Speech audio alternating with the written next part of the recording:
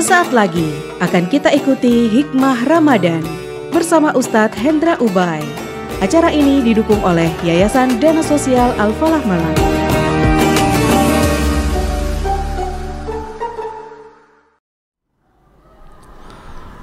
Assalamualaikum warahmatullahi wabarakatuh. Alhamdulillah, la haula wa la quwata illa billah. Allahumma salli wa sallim ala sayyidina Muhammad wa ala alihi wa sahbihi wa man wala wa ba'd.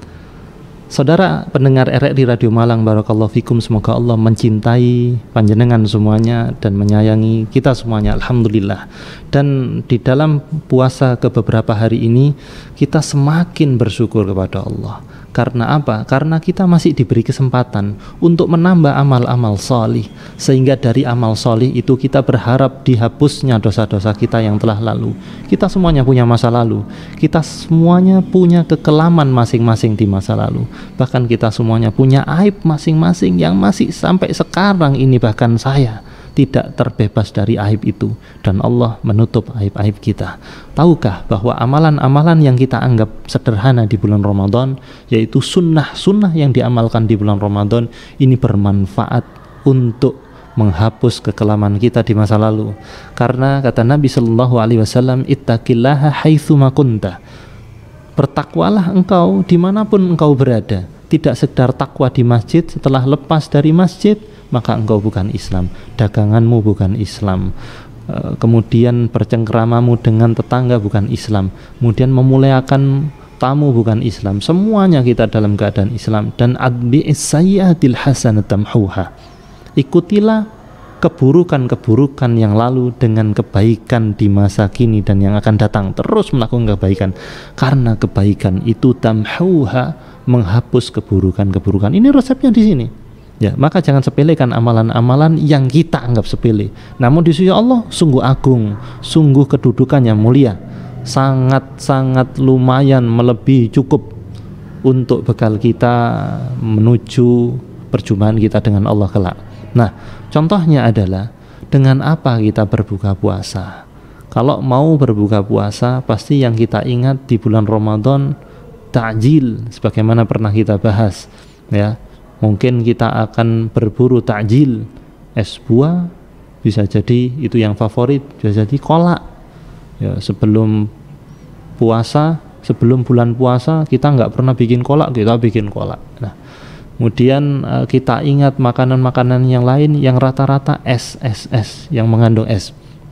Nah, kita lihat menu berbuka puasa yang terbaik, yang kita ambil contohnya dari manusia terbaik sepanjang masa, yaitu Nabi Muhammad sallallahu alaihi wasallam. Disebutkan oleh para ulama, kaunul fitri ala rutabin au tamrin au ma'in. Jadi makanan yang dimakan oleh Nabi sallallahu alaihi wasallam ketika berpuasa adalah rutab. Rutab itu kurma mengkal. Kalau enggak gitu tamor, yaitu kurma matang. Kalau enggak ada, yaitu Nabi cukup menggunakan air. Ya, air, bukan air rasa-rasa, namun air putih. Ada rahasia apa ini? Namun dikatakan oleh para ulama, afdalu hadhihi salasati awwaluha. Namun yang paling afdal itu rutab. Hanya saja kita di Malang, mungkin di Indonesia secara umum tidak terlalu familiar dengan rutab, ya. Pokoknya kurma gitu. Jenisnya apapun kurma, ada yang besar, kecil, entah yang kering atau apapun, itu pokoknya kurma. Padahal setiap kurma ada jenisnya. Sebagaimana kita mengetahui mangga ada mangga mana lagi, ada mangga golek dan mangga yang lain, dan itu berbeda. Sebagaimana disebutkan, ya, bahwa di antara tiga itu yang paling utama adalah rutab. Nah, Nabi sangat menyukai rutab, yaitu kurma mengkal. Dikatakan oleh Anas bin Malik radhiyallahu anhu, kana Rasulullah sallallahu alaihi wasallam yuftiru ala rutabin. Ya, karena Nabi sallallahu alaihi wasallam beliau pernah dulu berbuka dengan rutab. Nah, kemudian qabla an yusalli, sebelum beliau sholat. Berarti memang buka dulu sebelum sholat. Dan muadzin itu membatalkan puasanya terlebih dahulu sebelum sholat dengan menyegerakan berbuka tadi dengan rutab. Namun kata Anas bin Malik, fa in lam takun fa'ala tamarat. Kalau memang nggak ada rutab, beliau menggunakan buka puasanya dengan tamarat, yaitu beberapa kurma yang matang.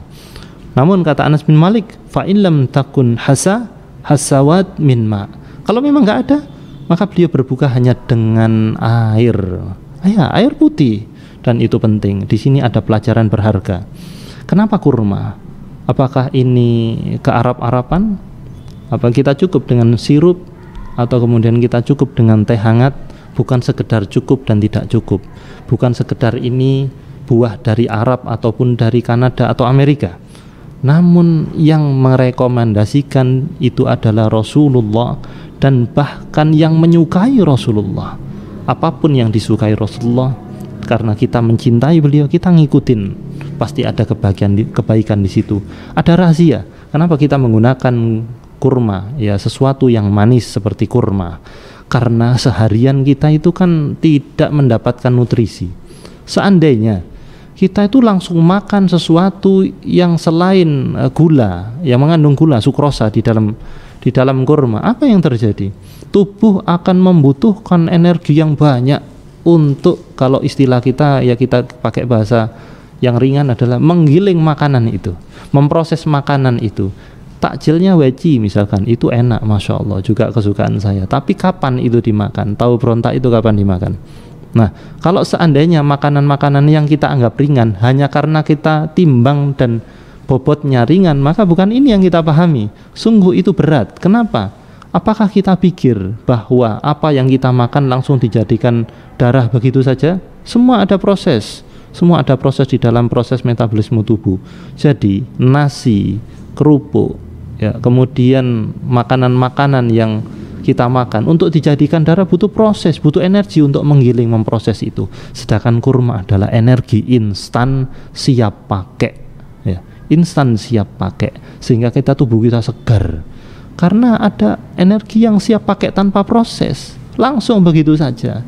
Dan ketika itu ada air, kita seharian tidak minum air, kita seharian kekurangan cairan di sel kita, sehingga air itu penting.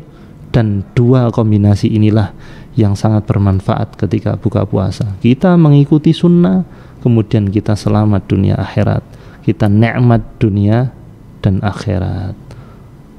Saudara pendengar RRI Radio Malang, semoga bermanfaat. Selamat berbuka puasa. Saya Hendra Ubay, sampai jumpa besok. Wassalamualaikum warahmatullahi wabarakatuh. Telah kita ikuti Hikmah Ramadan bersama Ustadz Hendra Ubay. Acara ini didukung oleh Yayasan Dana Sosial Al-Falah Malang.